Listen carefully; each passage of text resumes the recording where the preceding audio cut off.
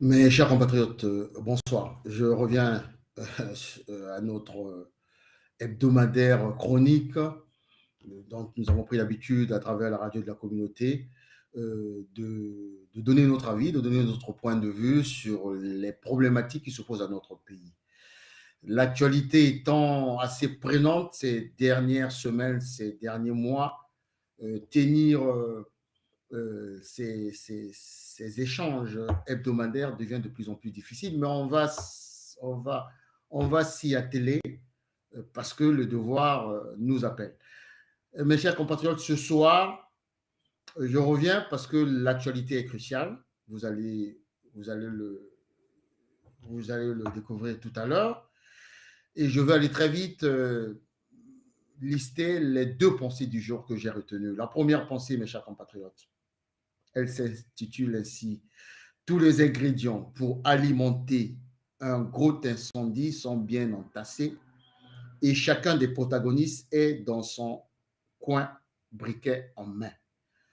Cette pensée, elle est mienne, c'est ma pensée. Euh, Pourquoi j'ai retenu cette pensée-là, cette première pensée ce soir? Parce que tout simplement, j'ai tenu compte des contingences nationales, on va dire des indices nationaux qui supposent euh, que les Congolais aujourd'hui n'ont pas d'eau, n'ont pas d'électricité, n'ont pas de transport, les bébés noirs règnent en maître, le chômage, pas de bourse pour les étudiants, pas de pension pour nos parents, l'éducation, le système éducatif est dans un chaos total, le système sanitaire, une détresse, le problème des passeports, pas de carburant, bref, une situation presque apocalyptique, on ne le dira pas assez. Et en cela, il faut ajouter les contingences internationales pour illustrer cette pensée du jour. Les contingences internationales, vous savez pertinemment que nous avons eu dernièrement le travel ban de l'administration Trump qui nous a listés parmi les pays comme l'Afghanistan et autres, et dont nos ressortissants, les Congolais, sont en partie victimes parce qu'il y a une gouvernance. On n'y revient pas. Toujours dans ce contexte, dans ces contingences internationales, nous avons la crise à l'est de la RDC. Et notre pays, à tort ou à raison, est partie prenante, mais à raison, malheureusement, parce que nous avons réussi à le démontrer. Et ça impacte véritablement nos liens, nos partenariats dans la sous-région et bien entendu les ramifications de la France-Afrique qui continue à défrayer la chronique avec l'histoire des biens mal acquis et autres des mises en examen du côté de la France. Donc, ces contingences nationales et internationales font en sorte que je puisse les illustrer là à travers cette pensée du jour. Je répète, tous les ingrédients pour alimenter un gros incendie sont bien entassés et chacun des protagonistes est dans son coin, briquet en main. Ben, celui qui n'a pas d'eau, il a son briquet. Celui qui n'a pas d'électricité a son briquet. Celui qui souffre des transports a son briquet. Celui qui est au chômage a son briquet. Celui qui souffre parce qu'il n'a pas de passeport a son briquet. Et c'est ça qui, malheureusement, peut créer un gros incendie. Et en cela, la deuxième pensée suit. La deuxième pensée, c'est laquelle? Un singe qui a une queue ne traverse pas une forêt aux prises à un début d'incendie. C'est un proverbe de la Cuvette centrale. La Cuvette centrale, c'est le département de ma grand-mère paternelle. Qu'est-ce à dire à travers cette pensée? Le singe ne peut pas traverser là où il y a la forêt. Parce que là, sa queue va se retrouver sur ces braises d'un incendie qui est allumé. Mais sa queue peut être représentée par quoi? Par une descendance politique, par une progéniture biologique. Et le singe, c'est celui qui, voilà, qui veut, qui veut, qui veut s'échapper du feu. Mais il doit faire attention à sa queue. Donc, ces deux pensées, mes chers compatriotes, va nous renvoie à au sujet du jour, un seul sujet. Le sujet du jour aujourd'hui pour notre chronique hebdomadaire va consister à décrypter l'arrêté 1726 mid cab du 30 juin 2025. L'arrêté signé par Zéphirin Mboulou ministre de l'Intérieur, dans le cadre de ses attributions. Et cet arrêté nous interpelle à plusieurs titres. Parce que dans son article 1, cet arrêté liste les partis politiques pour l'année 2025 qui ont le droit aujourd'hui de concourir à la conquête du pouvoir, d'animer le débat, on va dire le débat politique et autres. Et donc 42 partis politiques ont été retenus et une dizaine de partis politiques ont été recalés. Et ce qui nous interpelle, ce qui interpelle beaucoup de Congolais, c'est bien entendu les partis politiques qui sont recalés parce que depuis pratiquement une semaine, c'est le débat actuel au Congo-Brazzaville. Quels sont ces partis politiques? Il y a le RDD du défunt président Jacques-Joachim Yombi Opango, il y a le PSDC du président Clément Mirassa, les souverainistes de Dave Mavula, le président Dave Mafula, le pape du défunt président William Ota, qui est aujourd'hui géré par, présidé en tout cas par le président Angangoy, et dont la figure de proue, l'animateur principal, est le jeune président Cédric Balou. Il y a Paulin Makaya avec l'UPC, personne ne dit, on ne dit pas, on ne dira jamais assez, mais les gens ont oublié qu'il y a l'UPC du président Paulin Makaya qui n'est pas retenu, et il y a le parti, je reviendrai pourquoi j'ai cité ces partis, le PAD du général, même à la retraite, et qui a pris sa retraite politique, Emmanuel Golondele, et Damas Ngolo, le RDR. Alors, 42 partis retenus, plus d'une dizaine de partis dont emblématiques recalés, et selon le ministère de l'Intérieur, ils se sont appuyés sur la loi 20-2017 du 12 mai 2017. Et cette même loi organique, elle-même s'est inspirée de la loi 21-2006 du 21 août 2006, la loi, on va dire, François Ibovi, à l'époque, jadis ministre de l'Intérieur. Mes chers compatriotes, venons-en à la forme pour commencer à décrypter cette loi et pourquoi, pour nous, elle pose plusieurs problèmes et peut nous amener à une situation, on va dire, incontrôlable. Sur la forme, cet arrêté 1726 MID-CAB, comme je le disais tantôt, s'appuie sur cette loi du 12 avril-mai 2017. Elle-même, je le disais encore, inspirée par la loi François Ibovi. Cette loi organique de M. Mboulou a 50 articles. L'article, parce qu'on ne nous a pas donné les explications pourquoi ces partis ont été recalés, mais nous allons aller par hypothèse. L'article utilisé par cette loi, par M. Mboulou, M. Zéphirin Mboulou, ministre de l'Intérieur, pour recaler ces partis politiques, c'est dans le chapitre 1 de la création des partis politiques et l'article 11. Qu'est-ce qu'il dit, cet article? Il dit ceci: les partis politiques, outre le siège national, doivent avoir des membres et des sièges permanents dans tous les départements. Et toujours dans cette loi, il y a le chapitre 3, section 3 des sanctions applicables aux partis politiques. Dans son article 29, que dit cet article, les sanctions encourues par les partis politiques en cas de violation de la présente loi organique sont l'avertissement, la suspension, la dissolution. Prenons l'hypothèse que cet article 11 a été appliqué, raison pour laquelle ils ont recalé la dizaine de partis politiques que je viens de citer tout à l'heure. Mais en réalité, il faut revenir sur l'article 11. Cette fameuse disposition d'avoir les sièges dans tous les départements. Elle a été inspirée, cette disposition, par François Ibovi. Très bonne disposition. Pourquoi? Parce qu'au sorti de la conférence nationale, on a eu plus ou moins des partis à forte connotation ethnique.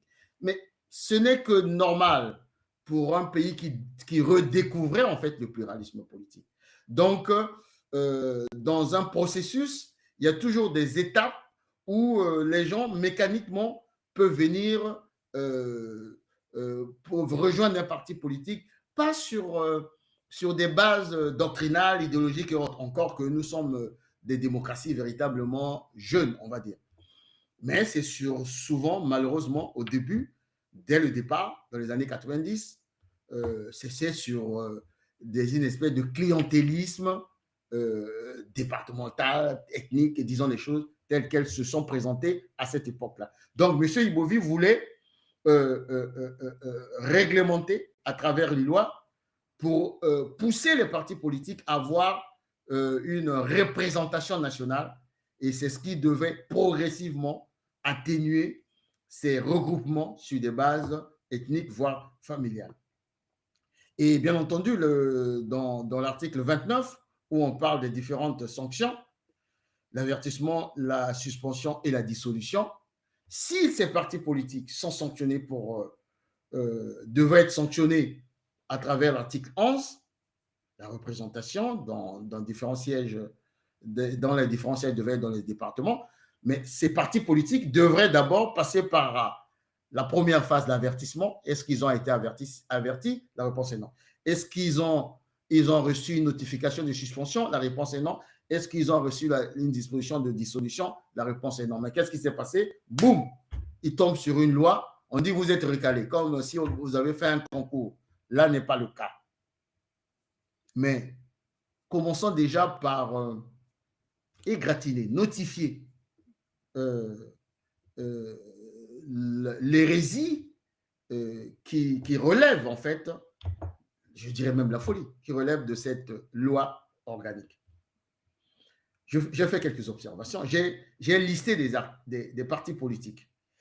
Si ces partis politiques-là remplissent le critère de la représentation des sièges dans tous les départements. On va jouer à ce petit jeu-là. Le CIDES, quels sont les Congolais qui connaissent le CIDES de Arsène Tati Mbungu? Personne ne connaît, enfin, pas grand monde connaît. Ils n'ont pas de sièges partout. L'URC de Dominique Basseila, celui qui avait dit que Sassou, c'est un don de Dieu. Lui aussi, je ne pense pas qu'il doit avoir des sièges un peu partout dans la République. Le PCAP de Alexis Ndinga, idem. L'URDC d'Adamo Mateta, idem.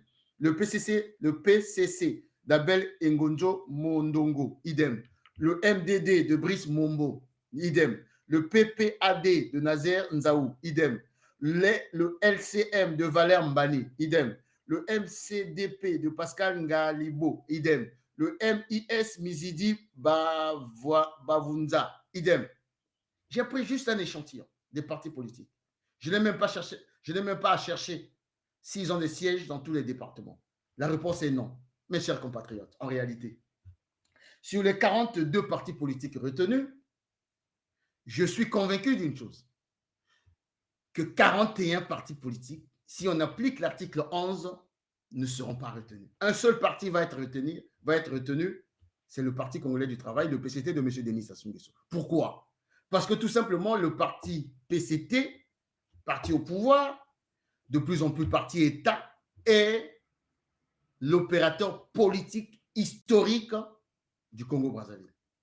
Ils sont là depuis 1968. Donc, ils ont eu le temps, à travers tout le règne du parti unique, d'installer des sièges ou des bases partout. Ils ont eu juste une parenthèse de 5 ans où ils étaient animateurs du débat politique, mais ils n'étaient pas au pouvoir.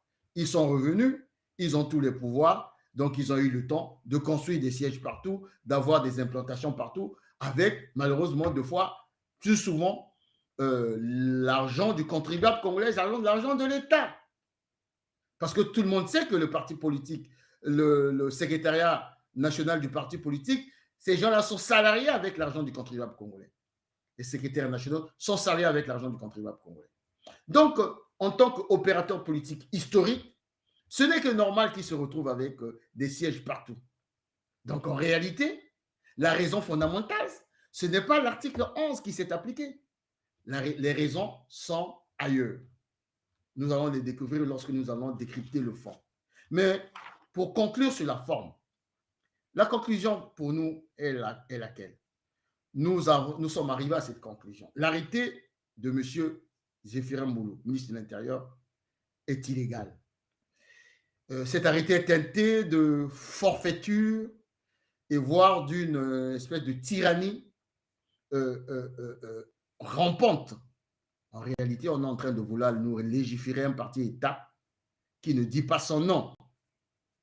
En réalité, à travers cet arrêté, M. Mboulou est en train de créer une nouvelle configuration de l'arène politique congolaise. En ce que on fait émerger un parti État, le PCT, et on laisse faire ce que je peux appeler des partis lièvres ou des figures politiques lièvres qui vont accompagner la démocrature. La démocrature, c'est quoi? C'est un système qui se dit démocratique, en fait, qui est presque une tyrannie, c'est pas presque, qui est une tyrannie. Et pour la consommation internationale, il faut donner l'impression que nous sommes dans un processus démocratique et ces gens-là, ces partis politiques, ces figures politiques, jouent le jeu du pouvoir comme des lièvres pour les accompagner dans des échéances électorales qui sont tronquées d'avance. Et la deuxième conclusion, cet arrêté de M. Zéphirin Mboulou, ministre de l'Intérieur, viole la Constitution de 2015, leur propre Constitution, qui nous ont imposé à travers le sang, la sueur, les larmes des Congolais en octobre 2015. Et cette constitution a pris en compte dans un certain nombre de dispositions la Déclaration universelle des droits de l'homme de 1948, la Charte africaine des droits de l'homme de 1981, la Charte de l'unité nationale et la Charte des droits et des libertés du 29 mai 1991. Toutes ces chartes, les traités ratifiés ou entérinés par le Congo-Brazzaville prennent en compte la liberté d'opinion, la liberté de s'organiser en parti politique ou en association, parce qu'un parti politique, c'est une association de la 1901, et de laisser libre cours à ces associations de participer à la vie publique nationale. Et en publiant cette loi, en entérinant cette loi, cet arrêté, M. Mboulou, comme j'ai dit tantôt, est dans l'illégalité, dans la forfaiture et dans une tyrannie rampante. En conséquence, mes chers compatriotes, pour clore la forme, les partis politiques lésés, mais en fait, les peuples congolais devraient encourager les partis politiques lésés, les figures politiques, de saisir le juge des référés, même pour la forme. Parce qu'il y a 15 jours, ils doivent saisir le juge des référés pour abroger cet arrêté, pour attaquer cet arrêté. Parce que ce n'est qu'une décision administrative. Ça peut être attaqué. Devrait saisir la Cour suprême nationale, même pour la forme, pour qu'ils disent le droit, s'ils ont encore l'éthique de radicalité. Donc, M. Bouka, qui en même temps, vous savez bien, celui qui est même la figure emblématique des hold-up électoraux dans notre pays. Vous voyez bien qu'il y a ce qu'on appelle à la fois un délit d'initié, mais en même temps, comment l'expression m'échappe, voilà, il y a des compétences incestueuses entre celui qui doit décider au terme d'une élection et celui qui doit décider au moment où, lorsque comment on dit ça, une décision administrative ne respecte pas la loi. Et bien entendu, on devrait saisir aussi la Cour africaine, je disais tout à l'heure, et la Cour internationale des droits de l'homme. Voilà, mes chers compatriotes, dans la forme, ce que nous pouvons dire par rapport à cet arrêté de monsieur, du ministre Zéphirin Mboulou. Revenons maintenant à la forme pour vous expliquer exactement ce qui se trame à travers cet arrêté. qui a voulu prendre la forme d'une décision administrative classique normale. On vient de vous démontrer dans la forme que c'est juridiquement infondé. Maintenant, dans le fond, en réalité, l'arrêté unique de M. Moulou trouve ses explications dans le fond. Nous y sommes. Et il faut repartir à la première pensée. La première pensée, je disais quoi? Tous les ingrédients pour alimenter un gros incendie sont bien entassés et chacun des protagonistes est dans son coin, briquet en main. Mais en réalité, c'est quoi? Monsieur Moulou, c'est-à-dire le PCT, le parti État, pense qu'il faut conjurer l'incendie qui est en train de se préparer, qui se dessine à l'horizon, le gros incendie. Ce n'est pas moi qui le veux. Personne ne veut de l'incendie. Mais les ingrédients sont là. Je vous ai dit pas d'eau, pas d'électricité. Ce sont les ingrédients qui peuvent, avec cette convergence de colère et de frustration, allumer l'incendie. Et donc, pour conjurer les risques d'un incendie gigantesque, le pouvoir a trouvé mieux d'appliquer le triptyque habituel, son triptyque habituel. Manipulation, complot, violence. On veut manipuler pour insinuer un complot et on va violenter. Soit des acteurs politiques, soit des partis politiques, soit leurs sympathisants ou leurs militants. Nous allons passer en revue les premières victimes ou les victimes potentielles de ce triptyque. Je vais commencer par le RDD. Pourquoi je commence par le RDD? Parce que je connais mieux le RDD que d'autres partis politiques. Et parce que aussi je suis un testamentaire politique, un héritier politique du président Yombi Opango. J'ai été un conseiller fidèle et loyal. Donc je pouvais garder le silence face à cet acte qui équivaut pour moi à une profanation délibérée de la mémoire du président Yombi Opango.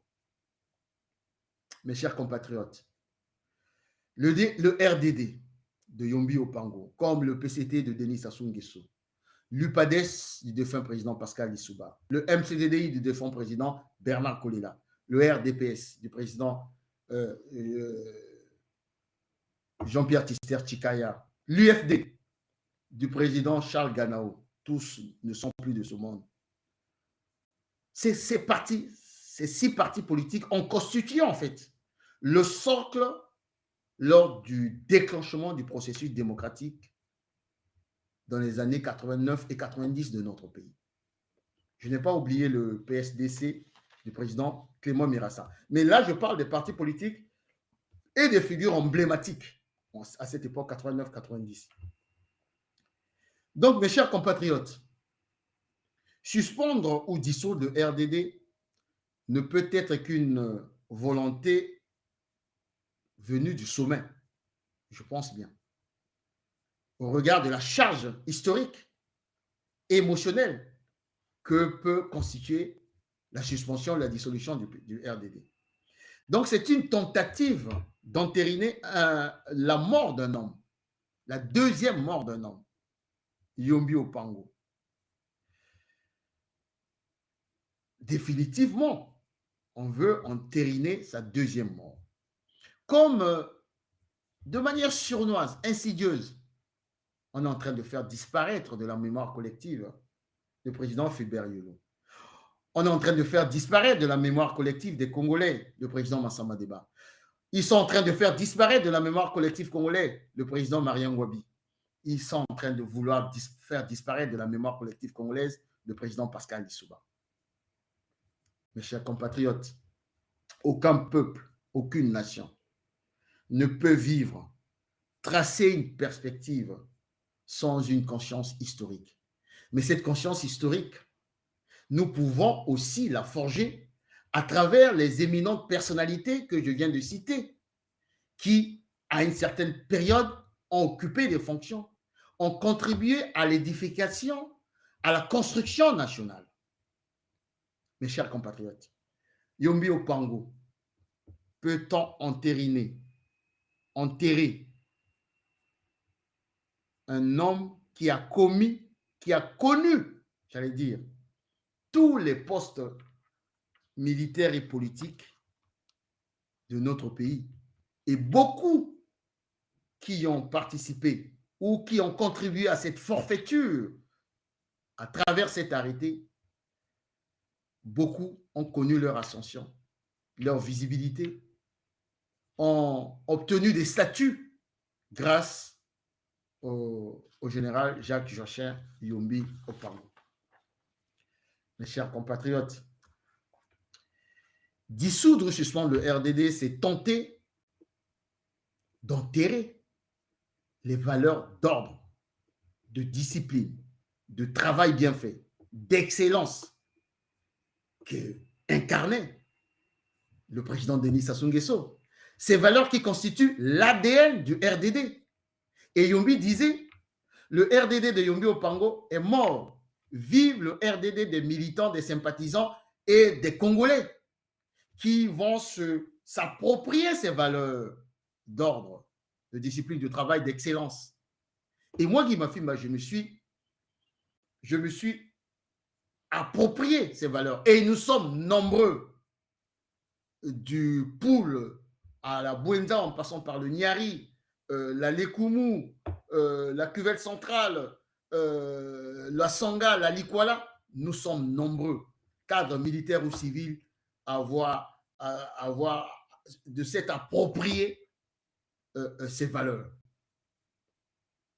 Donc, oser le dissoudre, le RDD, ou suspendre le RDD, c'est voilà, s'attaquer à tous ces cadres militaires, civils et autres, ces Congolais qui se sont appropriés ces valeurs. Mes chers compatriotes, dissoudre ou suspendre le RDD, c'est ne pas reconnaître en cet homme le sens du pardon. Parce que l'homme d'État Yombi Opango n'était pas rancunier. Mais revenons sur ce que je disais tout à l'heure. Qui, dans la mémoire collective des Congolais, nous oublie ou qui n'a pas été enseigné par ses parents les 2 ans qu'a passé le président Yombi Opango à la tête du Congo. L'empreinte qu'il a laissée dans le cadre du travail, de l'excellence, de l'ordre et de la discipline, que ce soit sur le plan militaire ou sur le plan civil.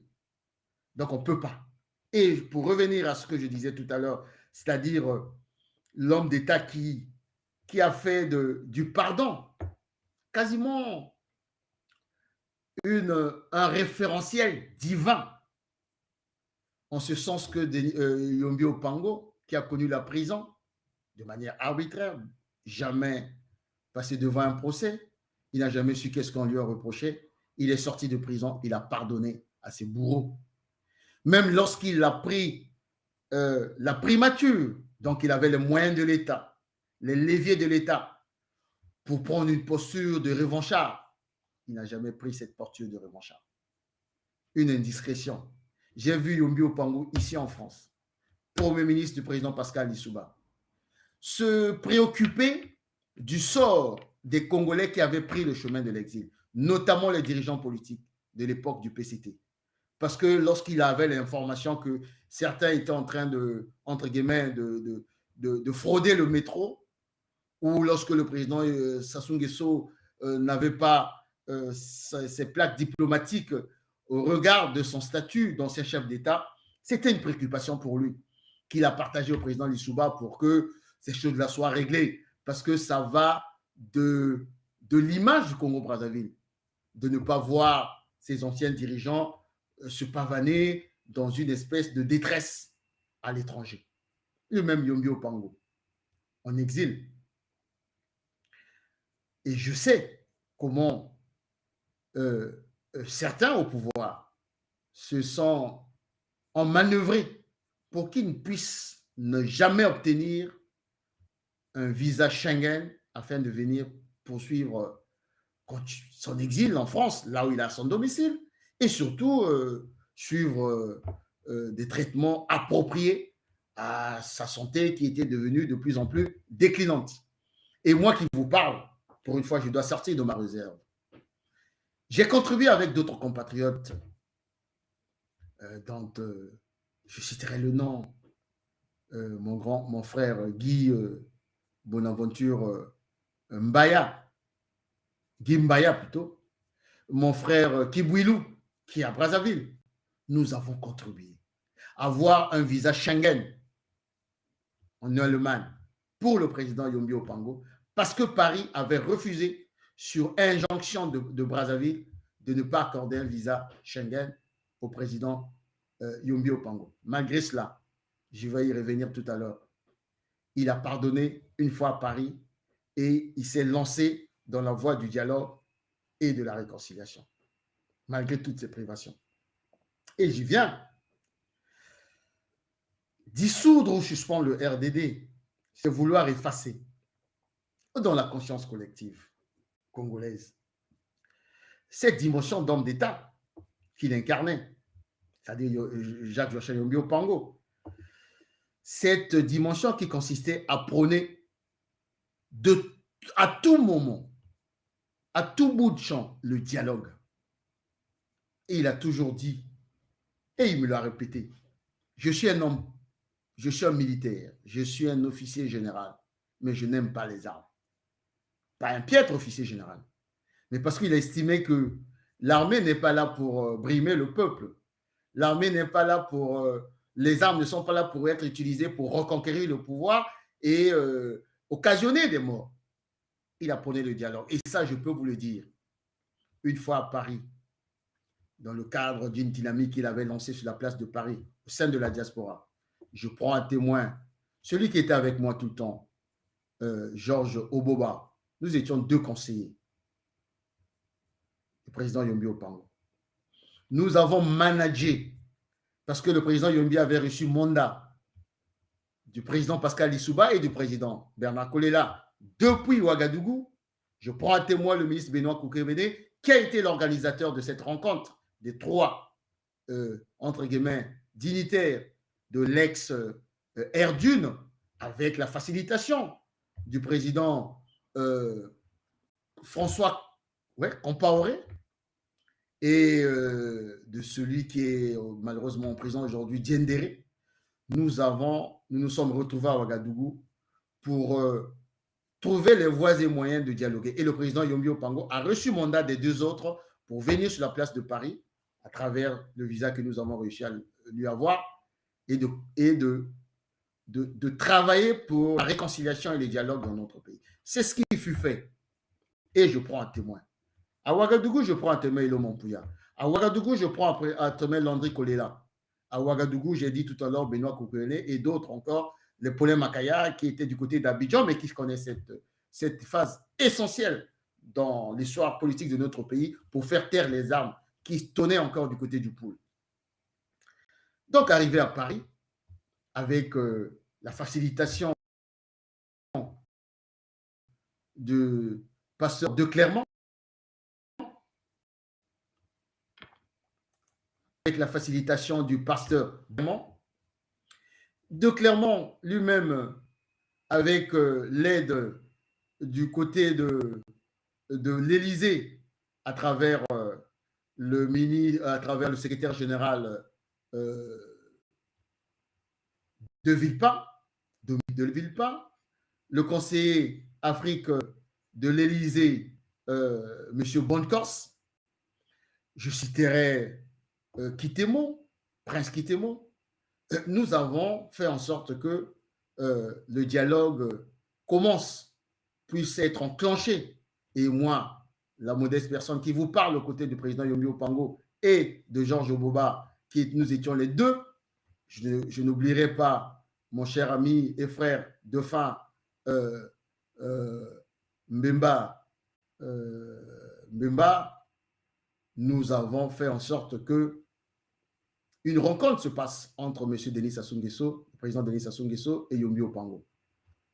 Voilà où s'est enclenché les voies de la réconciliation et du dialogue, jusqu'à ce que la première ou la deuxième vague des exilés de l'époque puisse rentrer grâce à ce dialogue-là, grâce à cette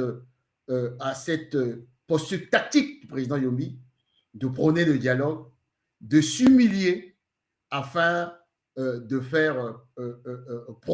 promouvoir l'intérêt général au lieu des intérêts, en lieu et place des intérêts particuliers. Mes chers compatriotes, dissoudre ou suspendre le RDD, c'est intentionnellement, insidieusement raviver les contentieux historiques qui viennent. Les contentieux historiques de 1977 les contentieux historiques de 1987, les contentieux historiques de 1997, et qui ont visé ou qui ont impacté une communauté, on va dire, les communautés Koyongombe. 77, c'est Mariam Gwabi qui est assassiné. On sait ce qui s'est passé après.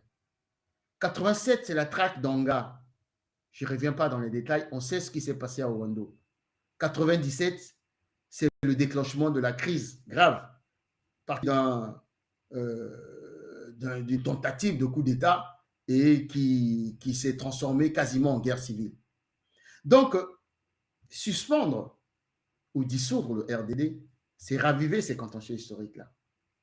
Parce que, comme je le disais tantôt, lorsque les partis politiques se créent, donc le RDD, en l'occurrence le RDD, il y a une communauté de cette contrée qui s'est donnée pour, entre guillemets, leader Yombi Opango. Et aujourd'hui, certains ont quitté, sont partis sous d'autres cieux, très bien. C'est cela même le processus démocratique, parce qu'ils ne croyaient certainement plus au RDD, à Yombi Opango. Mais beaucoup sont restés. Et comme dans tout parti politique, un parti politique a des fiefs. Et s'attaquer à Yombi Opango, c'est s'attaquer aussi à ses fiefs. En dehors de cela, tous les départements, à travers les valeurs listées tout à l'heure, qui ont impacté la conscience collective, la mémoire collective des Congolais, c'est-à-dire les valeurs d'ordre, de discipline, de travail, d'excellence et le sens du pardon. Mes chers compatriotes, voilà résumé pour moi le RDD, qui est une des victimes potentielles à travers le triptyque manipulation, complot, violence de cet arrêté, qui sous-entend cet arrêté de M. Zéphirin Mboulo.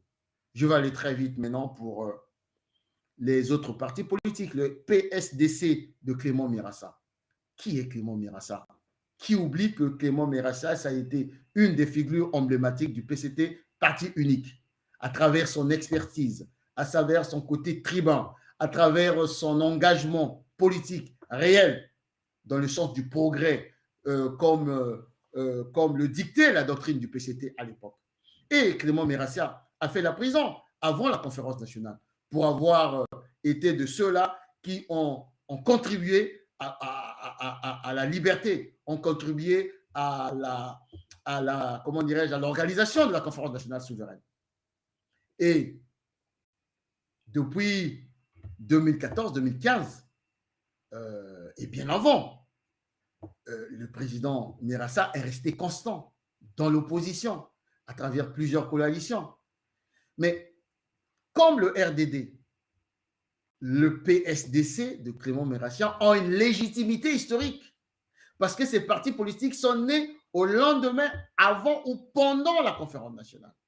Donc, c'est comme une espèce d'acte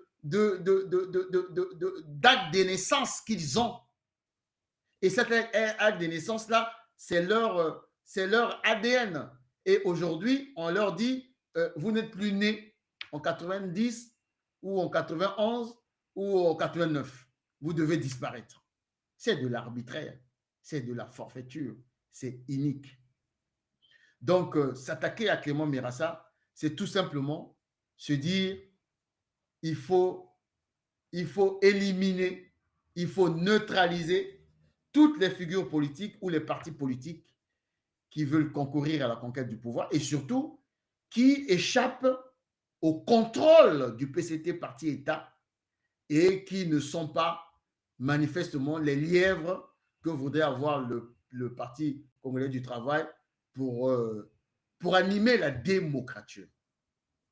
Idem pour Paulin Makaya. Paulin Makaya, grande figure, aux côtés de Bernard Kolela. Déjà à l'époque, aux côtés de Denis Sassou Nguesso, Souli Souba, ils ont mené la bataille pour contrer le président Pascal Lissouba.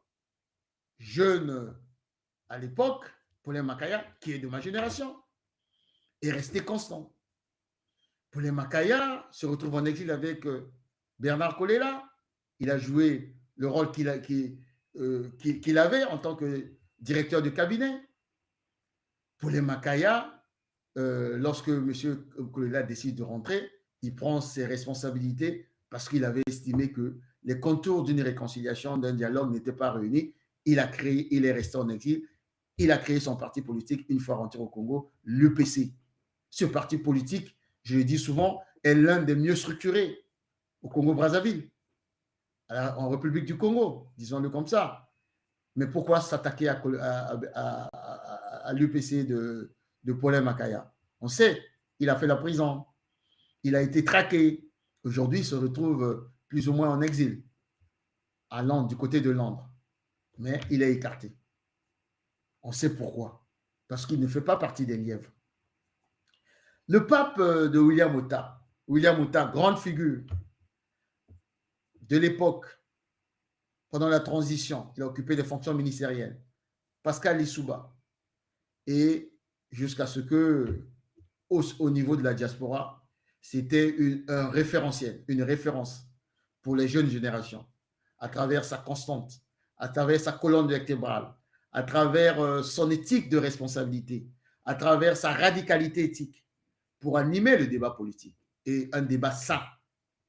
Et il a légué à la postérité ce parti politique qui est devenu un héritage pour ceux qui partageaient les valeurs de William Ota, nous autres. Et ce parti aujourd'hui, géré par Angangoy, mais en réalité, tout aussi par un jeune, Cédric Balou, très présent dans le débat politique. Mais pourquoi aujourd'hui ce parti est écarté? C'est tout simplement parce que ce parti ne fait pas partie des lièvres que le PCT voudrait avoir dans son escarcelle pour nous jouer le jeu de la démocrature. Donc, ce n'est pas à travers l'article 11. Les souverainistes de Dave Mafoula, voilà un jeune qui est rentré comme par effraction dans le débat politique, dans la scène politique nationale, jusqu'à être candidat à la présidentielle, qui anime son parti de manière moderne, de manière, on va dire, interactive, qui est en train de sillonner le territoire national, qui a une doctrine, qui a une approche politique et qui a un programme qui défend ses idées. Et du jour au lendemain, on se réveille à travers cet arrêté inique de dire ça n'existe plus, il faut absolument que vous disparaissiez ou vous puissiez ne plus exister sur la scène nationale. La raison est simple. Parce que ce parti gêne.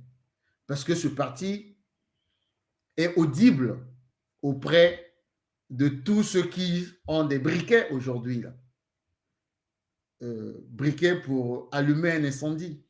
Pas pour tuer, mais pour dire à ceux qui ont l'effectivité du pouvoir, il est temps que vous partiez. Et je terminerai par deux partis politiques du général Emmanuel Ngolondele, qui a pris sa retraite politique, certes, mais qui est un homme, ancien patron des services spéciaux, un gendarme, un homme à travers sa lettre de 2002, et qui jusqu'à aujourd'hui est d'actualité, je vois là qui passe un peu partout, mais qui a inculqué, a prophétisé le drame que nous sommes en train de vivre actuellement. Et il y a des partisans d'Emmanuel Ngolondele, dont mon jeune frère Lucien, qui anime ce parti politique. Et ce parti politique, manifestement, n'est pas retenu. Et enfin, le général Ngolo, Damas Ngolo, Raymond Damas Ngolo, paix à son âme, qui n'est plus de ce monde, qui a laissé un parti politique. Le parti du général Ngolondele, c'est le parti, c'est le... le nom va me revenir tout à l'heure, mais celui du général... Le parti du général Ngolondele, c'est le PAD, bien entendu. Et le parti du général Ngolo, c'est le RDR. Alors, lorsqu'on liste ces partis politiques, on regarde ces partis politiques, des potentielles victimes du triptyque, on peut arriver à cette conclusion. Première conclusion, c'est dans le fond qu'on peut comprendre les raisons les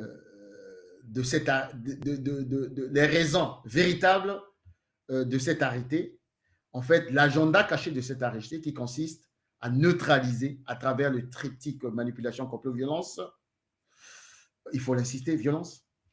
On peut comprendre ce qui sous-entend cet arrêté. À travers cet arrêté, à travers le listing de ces partis politiques recalés, en tout cas emblématiques, on peut voir 3 générations qui ont été, on va dire, pas recalées, qu'on veut faire disparaître dans la conscience collective et la mémoire collective des Congolais. La génération de Denis Sassou Nguesso, à travers le RDD de Yombi Opango, William Ota et Clément Mirassa, c'est cette génération-là.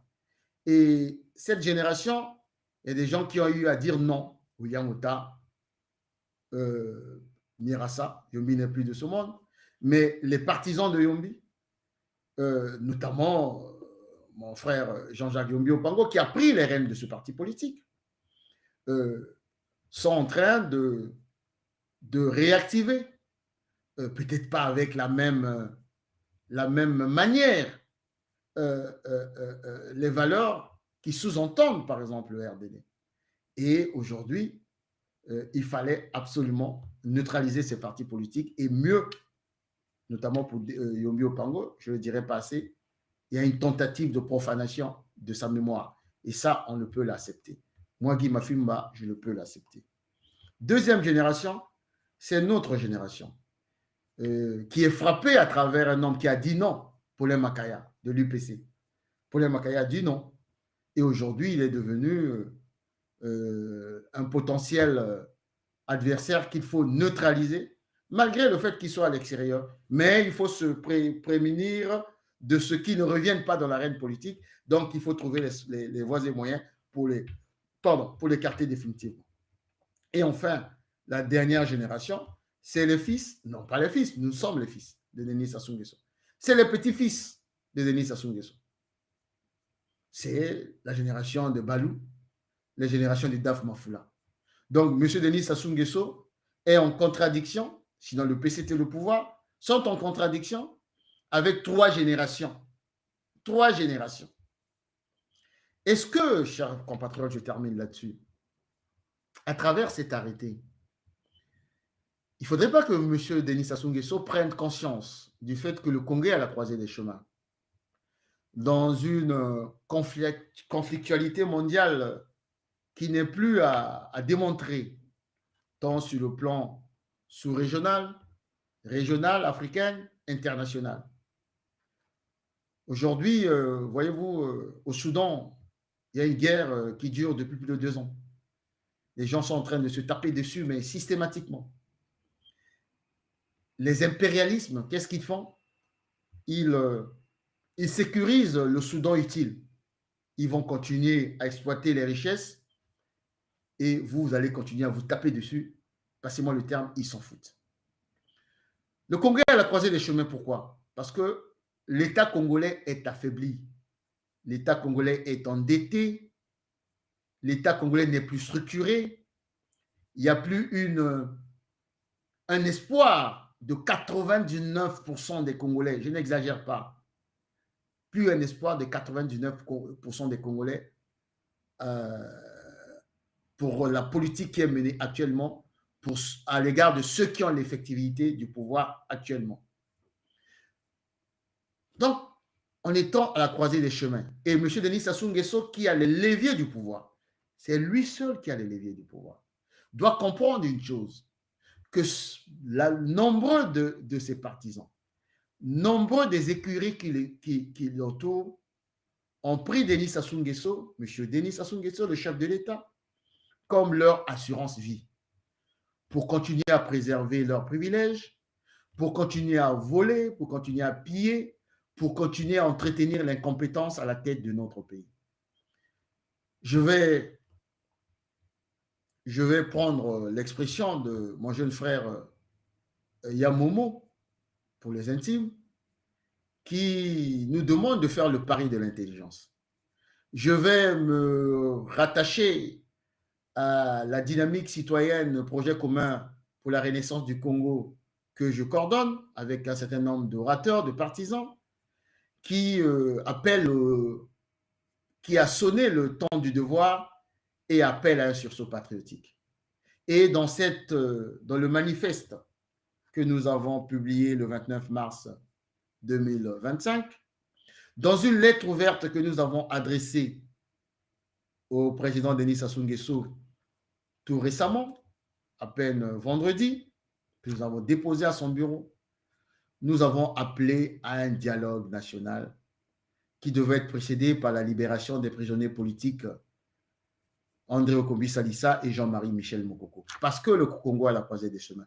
Parce que seul un compromis politique historique peut sauver le Congo d'une prophétie qui risque de nous amener à l'implosion sociale. Et personne ne sortira gagnant au regard de l'état de notre pays. Être au chevet du Congo aujourd'hui, c'est ce que nous faisons. Nous allons proposer, nous avons sollicité